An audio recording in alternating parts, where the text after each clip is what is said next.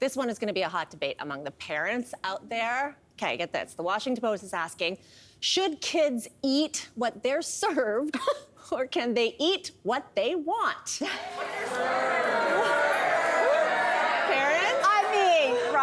If you ask my parents, obviously they're going to say the same thing you said. Whatever's on the table, kid. That would be my parents. That's dinner. I need the answer to this because the mealtime in my house is a war.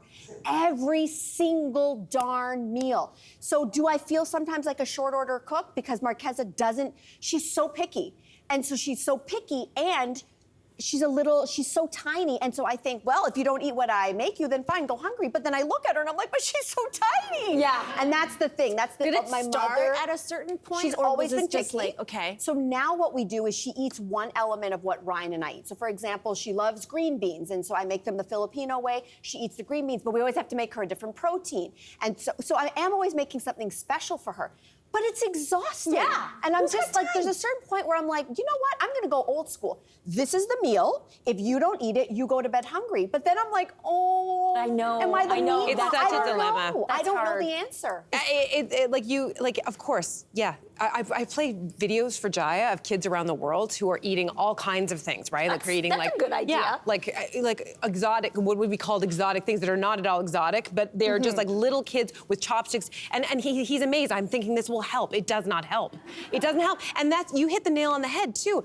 Of course they should eat what's on their plate. We are exhausted. Just the other day, everyone who's watched the show knows that my partner Jason has been away for the past 4 months shooting a show, so I've been single parenting it. I have a whole new respect for single parents. And that's the thing, you're working, you're exhausted. You and I had a day off, or an evening off. We're going to a TIFF event, and I have him with his grandpa.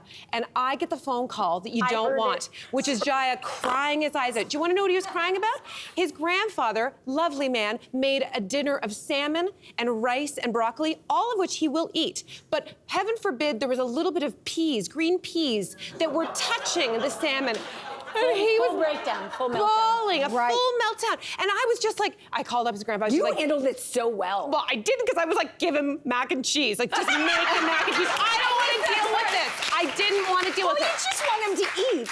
No, it's a terrible parenting decision. I'm just tired. Yeah. I'm tired. Yeah. Well, this is really interesting because I think what you said, getting him to show videos of kids eating around the world, it does seem to be like a North American problem, doesn't it? Yes, it And does. I remember about a decade ago, I interviewed this Canadian writer, actually. She was living in Italy and she had 2 kids and she talked about food culture there and she said it used to be that kids, like baby food didn't even exist because the babies just ate whatever everyone else was eating. It was just blitzed up, maybe add a little less salt, a little less garlic.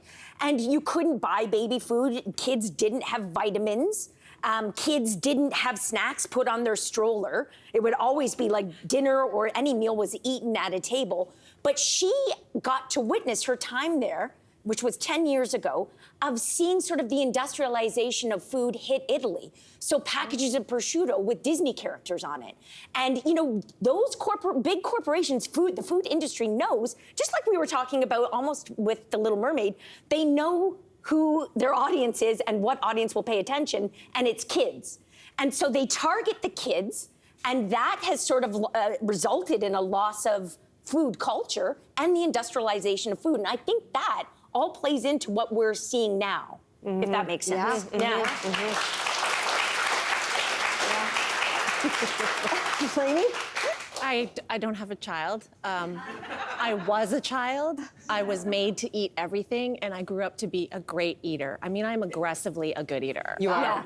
And that's what I will say. I think that, like, the worry, too, isn't just that your children are small and not getting nutrients. It's like, how are they gonna eat as they get older? Because if it's picky, it means that when they get older, they have a hard time figuring out what to eat. I always say this to Jaya. I always say, you don't want to be that person. Like, no one will date you if you are that person who, I'm serious, it's terrible. I say it as a half joke, but you all know, you don't want to go out. You don't want to have someone over for dinner. You won't want friends who cannot eat. Imagine showing up at a dinner party and being like, I only have chicken nuggets and mac and cheese. You're not wrong. Forget it. Yeah. You gotta White make them grow up. So just bread, chicken fingers, and French fries. Forget it. Guys, do you guys remember there was an expert on our show a few years ago, and she said, as a parent, you control 2 things when it comes to food: what is made like as in what your kid's gonna eat and when they eat.